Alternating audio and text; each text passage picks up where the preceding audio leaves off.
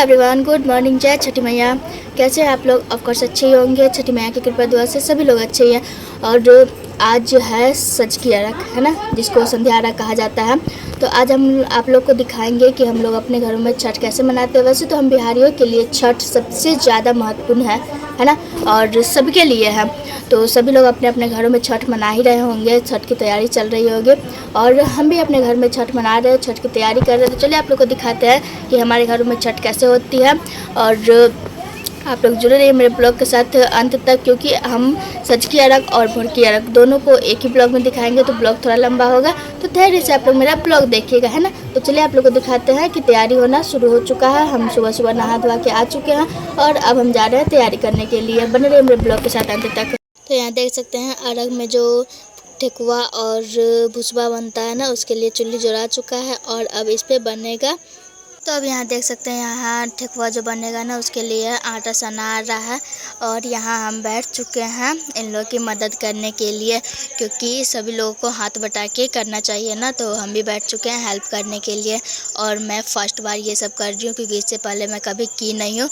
तो जैसा भी होगा छठी मैया की कृपा से सब अच्छा ही होगा, है ना।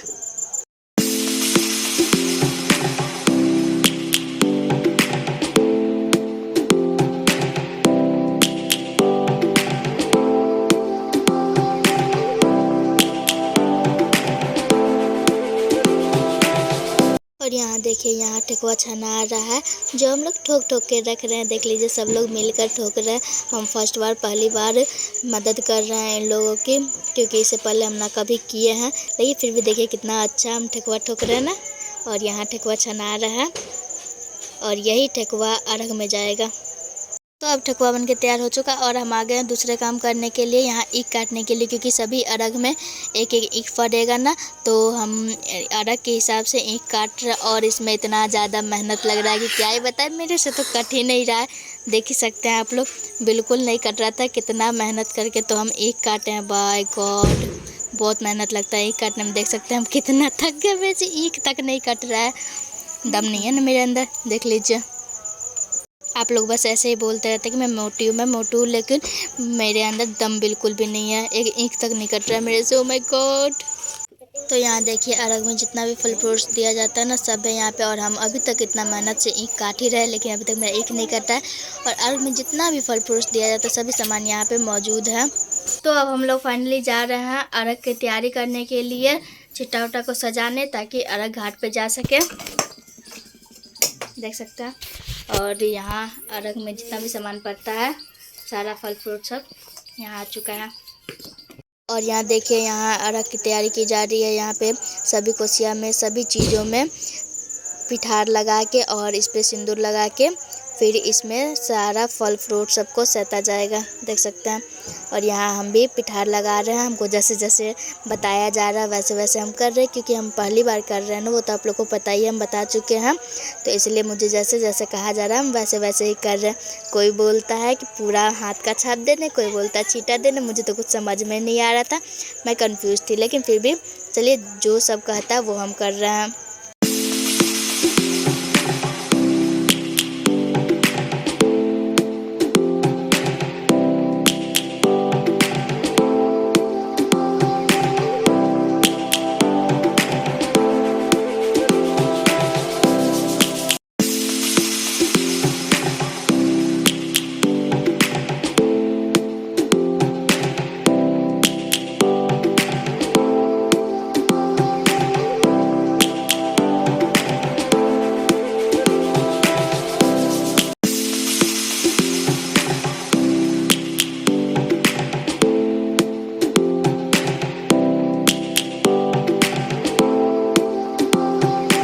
तो अब बारी है घैला की, और यहाँ देखिए घैला हम कितना सुंदर सजाया है।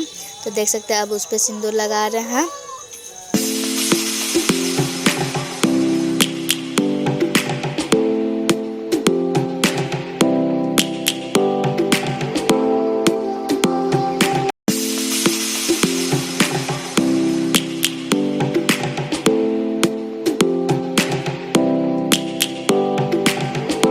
तो सभी डगरा उगरा सब में हम पिठार लगा चुके हैं, और अब हम सिंदूर लगा रहे हैं।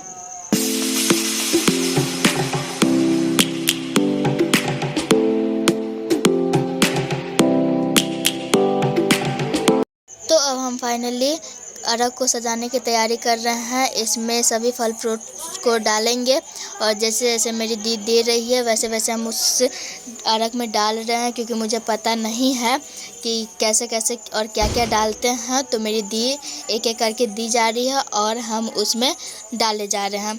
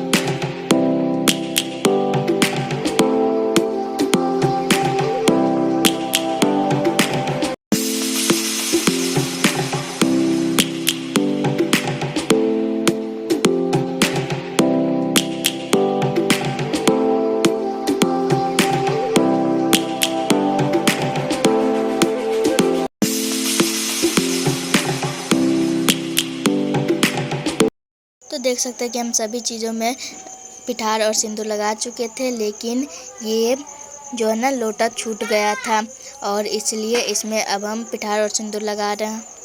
तो अब यहाँ फाइनली अरग सज चुका है। सभी चीज़ जो भी चीज़ अरग में पड़ता है वो सभी चीज़ डल चुका है और अब ये घाट पर जाने के लिए तैयार हो चुका है। तो जब टाइम हो जाएगा तो इसे घाट पर लेकर जाएंगे।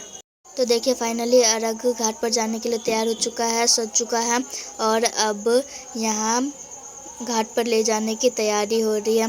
और देखिए ये निकल चुके हैं घाट पर ले जाने के लिए और अब ये जा रहे हैं घाट पर ले जाएंगे और फिर से जाएंगे। तो देख सकते हैं कि फाइनली हम तैयार हो गए हैं घाट पे जाने के लिए। और हम कैसे लग रहे हैं ये तो आप लोग बताइए कमेंट करके, है ना। देख लीजिए कितनी मस्त लग रही हो। वैसे तो मैं अच्छी ही लगती हूँ, है ना, लेकिन आप लोग कमेंट करके ज़रूर बताइए कि हम कैसे लग रहे हैं। तो अब हम लोग जाने वाले हैं घाट पे और फिर दिखाएंगे कि घाट पे कैसे डूबते हुए सूरज को अर्घ दिया जाता है और कल फिर उगते हुए सूरज को भी अर्घ दिया जाएगा, है ना। चलिए बने रहिए मेरे ब्लॉग के साथ अंत तक। तो अब देख सकते हैं हम सभी लोग, हम अंगना की पूरी लेडीज है और तैयार हो चुके हैं और अब हम निकल चुके हैं घाट की ओर, है ना। देखिए सब लोग क्या हीरोइन लग रहा है। ये हमारा लुक।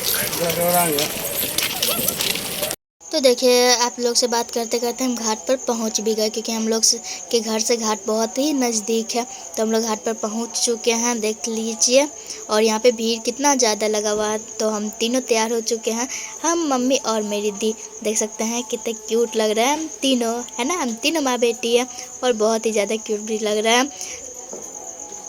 और ये देखिए ये रहे हमारे गांव के बड़े वाले हनुमान जी, 62 फीट के हनुमान जी है और ये पूरी तरह से हो चुके हैं तैयार।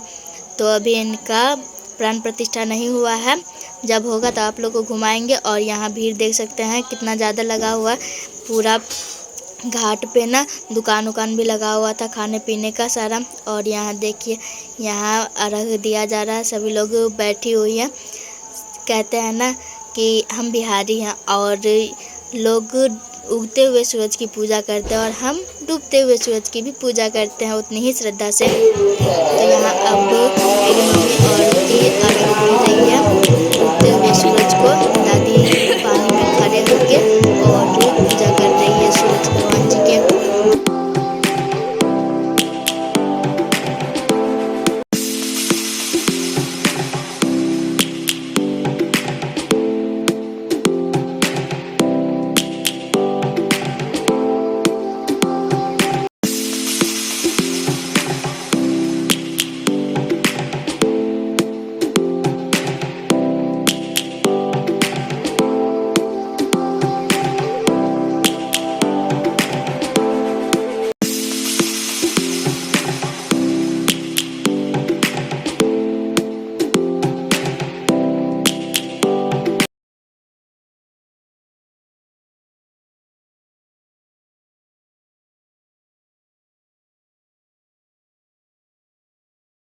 तो फाइनली दादी अर्घ दे चुकी है, पूजा हो चुका है। अब वो नहा धोवा के निकल भी चुकी है और मेरी मम्मी उनका कपड़ा धो रही है, क्योंकि कहते हैं वर्तिन जो होती है ना, उनका कपड़ा धोने से, उन्हें प्रणाम करने से पुण्य मिलता है।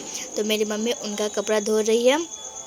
तो चलिए अब हम लोग को बारी आया आशीर्वाद का, और हम लोग चलिए से आशीर्वाद लेते हैं, क्योंकि उनका आशीर्वाद बहुत ज़्यादा महत्वपूर्ण होता है। हमारे कभी भी किसी भी काम आ सकता है इन लोगों का आशीर्वाद, है ना। तो फाइनली हम सबका आशीर्वाद ले चुके हैं। तो आज का संध्या अर्घ तो हो चुका है ख़त्म, और अब हम लोग फिर से टीम बना के जा रहे हैं अपने अपने घर, है ना, क्योंकि संध्या अर्घ ख़त्म हो चुका है। तो अब हम लोग अपने अपने घर जा रहे हैं। तो फाइनली एवरीवन, हम लोग गए थे घाट पे, और घाट पे से वापस अपने घर आ चुके हैं। तो आप लोग देख लिए हमारे यहाँ का संध्या अर्घ कैसे दिया जाता है। वैसे तो कहते हैं कि उगते हुए सूरज की पूजा तो हर कोई करता है, लेकिन हमारे बिहार में डूबते हुए सूरज की भी पूजा की जाती है। तो आप लोग को दिखा दिए हम संध्या अर्घ, और हम बोले थे कि सुबह के अर्घ का भी हम इसी ब्लॉग में देंगे, लेकिन ब्लॉग को हम ज़्यादा लंबा नहीं करेंगे, इसलिए नेक्स्ट ब्लॉग में हम सुबह के अर्घ का दिखाएंगे। तो आप लोग नेक्स्ट ब्लॉग का भी इंतज़ार कीजिएगा। तब तक बने रहिए मेरे ब्लॉग के साथ। हम यहीं पे अपना ब्लॉग ख़त्म करते हैं। नेक्स्ट ब्लॉग का इंतज़ार कीजिए। Bye bye.